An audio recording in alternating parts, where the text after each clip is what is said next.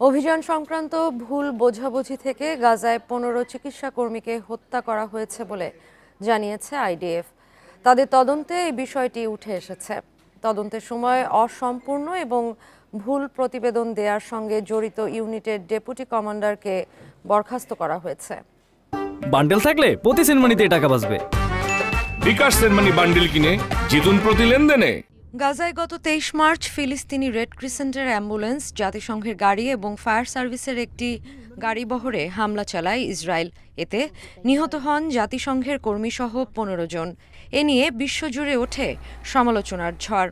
এ ঘটনার স্বাধীন তদন্তের আহ্বান জানায় রেড ক্রিসেন্ট এবং আরও বেশ কয়েকটি আন্তর্জাতিক সংস্থা। সে সময় ইসরায়েল দাবি করে গাড়িগুলোর হেডলাইট বন্ধ ছিল এবং অনুমতি ছাড়া গাড়িগুলো এগিয়ে এসেছিল। তবে নিহত এক চিকিৎসাকর্মীর মোবাইলে ধারণ করা ভিডিও ফুটেজে দেখা যায় গাড়িগুলোতে হেডলাইট ও ফ্ল্যাশলাইট চালু ছিল। এরপর ভিডিও পর্যালোচনা করে আগের বিবৃতি সংশোধন করে এবং ভুল স্বীকার করে আইডিএফ। এবার সেই হত্যাকাণ্ড নিয়ে নিজেদের ভুল স্বীকার করল ইসরায়েলের প্রতিরক্ষা বাহিনী।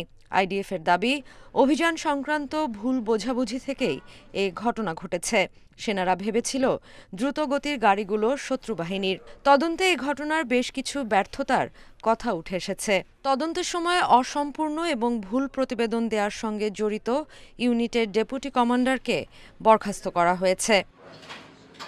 এর আগে বিবিসি জানায়, গাজায় ১৫ জন চিকিৎসা কর্মীকে হত্যার সময় ইসরায়েলি সেনারা ১০০টিরও বেশি গুলি ছুড়েছে। এর মধ্যে কিছু গুলি মাত্র ১২ মিটার দূর থেকে করা হয়। একটি মুঠোফোনে ধারণ করা ভিডিওর ফরেনসিক অডিও বিশ্লেষণ করে এমন তথ্য উঠে এসেছে। Sadia Afrin, independent news.